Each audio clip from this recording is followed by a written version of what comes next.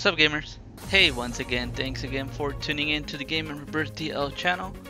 So what do we have today? Today we have great news. We have an update for Henkaku R9. So what does this update bring? It brings changes to our settings, which is pretty cool. We don't have to go into Molecular Shell and change our settings for spoofing. As you all know, unfortunately the PlayStation Network was updated, so some of our gamers don't have access to the PlayStation Network store, but our gamers on 3.60 can still spoof as for now. So we can go to view the article in wololo.net. As you can see, Henkaku R9 released for the PlayStation Vita has new cool Henkaku settings. I'll go ahead and show an example with my PlayStation Vita on how to update, which is really simple, and where to verify and check these Henkaku settings are at. Also, we will get to see a little bit more about the PS Vita hardware hacker hints at upcoming micro SD adapter, which is amazing, guys. You guys know that those memory cards are so expensive and so hard to find for the PlayStation Vita, but let's move on to the Henkaku R9 settings. So as you all know, Henkaku R9, it's only for the PlayStation Vita 3.60. So if you're one of the lucky gamers that are on that firmware, then go ahead and install and or update Henkaku just by turning off your console and going to Molecular Shell and launching the install button. For now, Henkaku settings, it'll be able to enable PSN spoofing. You can enable unsafe homebrew, so you can just go ahead and check that mark, that little box. Enable version spoofing. We'll go ahead and see an example on the PlayStation Vita as well, how to change that.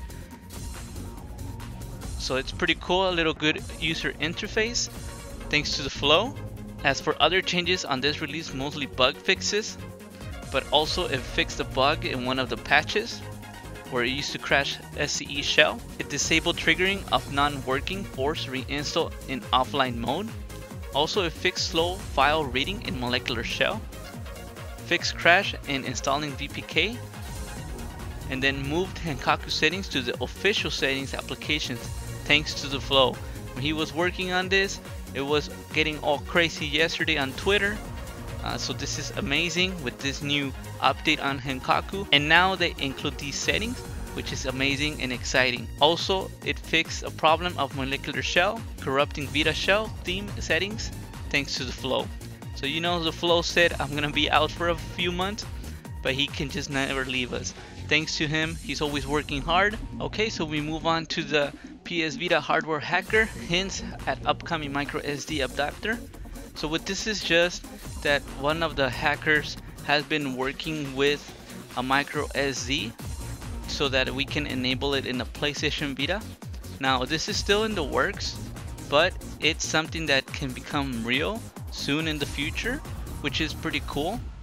Now the only thing is that these memory cards might be kind of pricey, or this adapter, since it's still in development.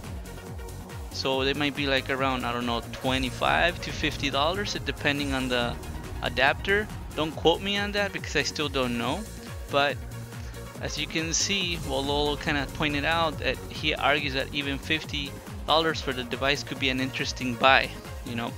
And I think it would be, because right now we can get micro SD cards for like 20 bucks and it's like 64 gigs or 32 gig.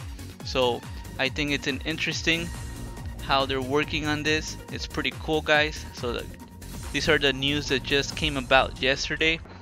I just wanted to deliver it to you guys as soon as possible.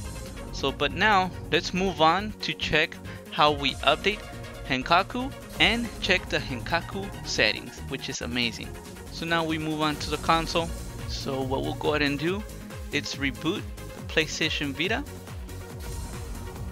So since I have the 3.60, I have my little shortcut button, and I'm just going to go ahead and reboot this PlayStation Vita. If you don't have this shortcut button, it's okay. Just turn off the console and it'll self reboot. We just wait for a moment. Okay, so now that it's up and running, let's go look for Molecular Shell. or you can go to Henkaku XYZ and launch it through your web browser. But in this case, since we have Molecular Shell, we'll just go ahead and open Molecular Shell and hit that little orange button that says install, and it'll take us directly, as you can see, to our web browser. So now it's gonna do something pretty cool.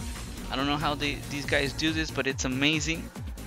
So now you can see it's gonna start installing Henkaku. If you can see on the top left hand corner, it says Henkaku R9. So we just let it do its cool process. This is super exciting. Okay, so as you can see, Henkaku, it's installed. You can see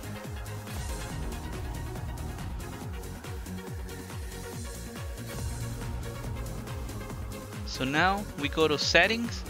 So we launch our settings and we look and scroll down for Henkaku settings, which is pretty cool. I have checked enable PSN spoofing. I have checked enable unsafe homebrew, enable version spoofing. So now spoof version, if you click there, you're gonna get like a little pop-up so you can put numbers. So I have it as 3.65 because that's the latest for the Sony official firmware. So I'm just gonna leave it. So guys, there you have it. If it helped, hit like, subscribe. As always, Gamers Rebirth out.